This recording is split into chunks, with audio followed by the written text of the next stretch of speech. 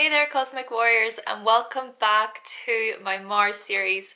So we are on to the final episode of this series. So in today's video we're gonna be looking at the Mars in Pisces leader as we describe the Mars in Pisces leadership. Before we get started with the video, if you would like to know more information about the Mars houses, the Mars signs, the Aries houses, the first house in astrology, then I have created an Aries season / Aries archetype ebook. So I'm gonna put a link to that ebook if you want to pick up a copy, okay? So just go to that link in the description box below so that you can pick up your copy today.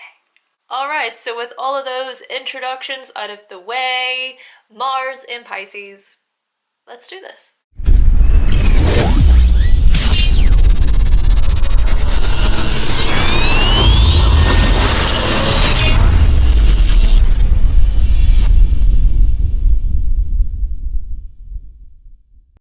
So what I want you to imagine is that the Mars signs are all having a race against one another. Now, the Mars and Pisces leader or person, they may be the person who is the most unconcerned over winning and over losing. I mean, how does one really truly take action upon infinity in the first place? Then again, it could be a matter of, well, for the Mars and Pisces, there is a deep-rooted understanding within the Mars and Pisces that can see an infinite number or amount of outcomes and results and possibilities. See, the thing about the Mars and Pisces leader is that they're going to lead with an inner feeling, with their intuition.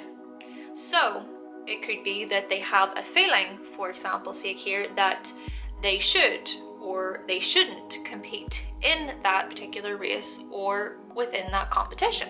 Now, the same could be said for the other water Mars signs, so Mars in Scorpio and Mars in Cancer. But it's the Mars and Pisces leader that is going to be the most psychic. What I mean by this is that their intuition can just hit them so hard at any moment, at any time, that they can sometimes become overwhelmed by it, and it can almost get to a point where they can feel paralyzed from it. So if the Mars in Pisces was to lead within a particular company or a firm, then they might have a sort of feeling or a premonition, for example's sake, that Peter is not going to turn up for work. Or they might have this premonition that Lisa is going to get the promotion, so why should they even put themselves forward anyway?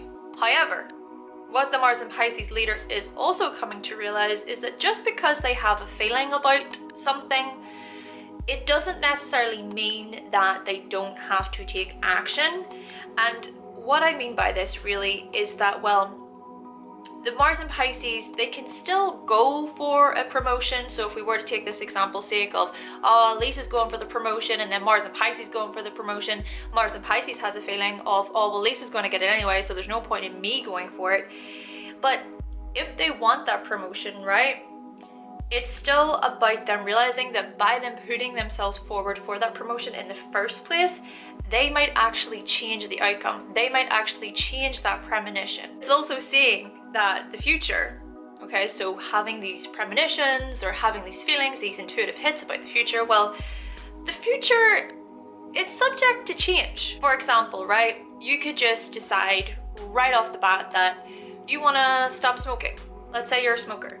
And who really knows from that action, from that change for yourself, who knows what doors can open for yourself and how that can actually change your whole perception of your own reality. Therefore, the Mars in Pisces leader is learning how to, yes, take action and not take action upon what they strongly, undoubtedly feel, whilst also being open to the many possibilities and outcomes within their experience. So the Mars in Pisces leader, they can be led on this journey of mystery and imagination, where they just ponder up these amazing visions and images of their goals and their achievements.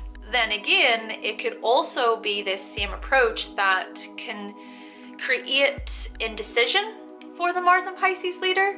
So whilst one fish swims towards the goal, the other fish just might swim towards another. And so this in turn can create this back and forth pull within the Mars and Pisces leader. They can just possess this grand magnetism to how they view life, very similar to the Mars and Sagittarius. But they can also possess a creatively poetic and magical point of view as well. And this can make it quite difficult for the Mars in Pisces to ground their goals or to take action upon their goals. But once they have aligned themselves and they have directed these very viewpoints, this can then result in their reality becoming a dream, becoming the fairy tale. For example, you might find the Mars in Pisces leader excelling when it comes to the likes of painting or art. So we have two gentlemen that I would like to mention who both had their Mars in Pisces. One was Michelangelo, okay? Michelangelo had a Pisces sun and a Pisces moon with his Mars in Pisces. And then also Vincent van Gogh, or Vincent van Gogh, however way you want to pronounce it, he had his Mars in Pisces along with a Pisces midheaven. And Vincent van Gogh, he is one of the world's most commonly known painters, and his paintings and drawings, they include some of the world's best known, most popular and expensive pieces. You might also notice these leaders excelling when it comes to the likes of music. So another two people that spring to mind would be Johnny Cash and Bob Dylan. Now, Johnny Cash was a Pisces with his Mars in Pisces, and then Bob Dylan was a Gemini with his Mars in Pisces. Now, these two men have really went down in history as some of the greats. I mean, we have Johnny Cash with his country, and then Bob Dylan with his folk music. But apparently these two gentlemen together, they actually recorded together, and they had a friendship of nearly 40 years. However, now this is a pretty big however, okay? With these people being mentioned, the Mars and Pisces leader, they can also have a tendency of indulging in substances and drugs and escapism. So for example, if we were to look at Johnny Cash was a heavy drinker, and apparently he was addicted to, okay, so I'm just going to pronounce these, honestly, I'm going to butcher these, but we'll get through it. He was addicted to amphetamines, and he was also addicted to barbiturates. Yes. Then we have Bob Dylan, and he was addicted to heroin. And then Van Gogh also used his fair share of substances. So it could be suggested here that these leaders are addictive types of leaders, especially if they feel this almost, you know, this euphoric sort of, oh yeah, this is so good, I feel so high from this is amazing. Though still, it's these very feelings that could be felt in different ways. So for example, say the Mars in Pisces starts a new project and they get that feeling from it. They're just like, oh yes, this is that thing that I love and I'm just so engrossed in it, but yet they might never finish that project. Or it could be that they get into a sexual relationship, and so with their sexual partner, it's just like, oh yes, I just want to get that feeling with that sexual partner, and it just keeps me coming back and I'm so addicted to them. They might actually find it difficult to leave that partner if things get rough. Or they might refuse to see the reality of the relationship with that partner. No, I'm just gonna block all of these things out because I love you, I love you, I love you. It's almost like that partner can become a drug to the Mars in Pisces. Or it could be that the Mars in Pisces becomes addicted to shopping, where they're just buying new things. They're buying new things so that they can play dress up, so that they can get into these different characters, or they can just feel like those chameleons, right? So they can change things up, they can change up their appearance, but it's that Mars and Pisces energy that can become addicted to wanting to be that chameleon. We'll take a look at Paris Hilton. Now, Paris Hilton, she is an Aquarius with her Mars in Pisces, and Paris Hilton is just one of those celebrities who is really known, I believe, just for having so many things, so many dresses, so many clothing, so many bags. If we look really closely, we notice that so many of them can actually take part in really, really heavy drug use and heavy alcohol use. So this actually in turn might result in an overdose for these people. So we have Heath Ledger. Heath Ledger was an Aries with his Mars in Pisces, and apparently he died of a cardiac arrest. Now, these leaders may also excel when it comes to dance. So we have the likes of Enrique Iglesias, who is a Taurus with his Mars in Pisces, and we also have Ricky Martin, who is a Capricorn with his Mars in Pisces. Now, these two gentlemen have been performing and touring ever since I can remember, because even whenever I was a little girl, I remember seeing them on the TV. They just have such a rhythm to their sound and to their dance moves, and it's just how they move the audience, and it's just almost like they almost enchant the audience with their spell, and it just makes the crowd go wild. They are going to be leaders who have such flow. And they're also going to be courageously compassionate leaders. Seriously, a Mars in Pisces person will be that person who is fired from their job or asked to leave their job due to how compassionate they can be. For example, maybe the Mars in Pisces breaks boundaries between themselves and their client, resulting in a boss or a manager putting it down to inappropriate behavior. But the thing is that the Mars in Pisces leader, they might not see it this way. And this right here can make them some of the most unintentional, courageous leaders out there, because the Mars in Pisces power is acting, taking action unconditionally. They will give because they want to give, not because they are expecting anything in return. So essentially, what we learn from the Mars and Pisces leader is that our actions, whilst yes, it's good to act in a way by which we get something from that action, but to also act in a way by which other people can benefit from our actions as well, by showing compassion and remorse towards others. Even if it results in, for example, us missing out on an opportunity, or for example, some of our money going down, you know? So giving $10, giving $100, or doing a favor for someone and writing off what you wanted to do for the day, but actually putting that person first. So with that in mind, you might actually notice these leaders starting their own charities. So we have the likes of Bono from U2.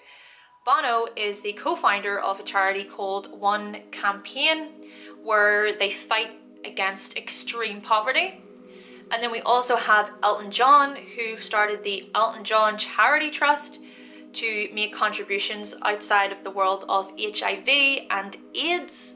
But you know what, guys?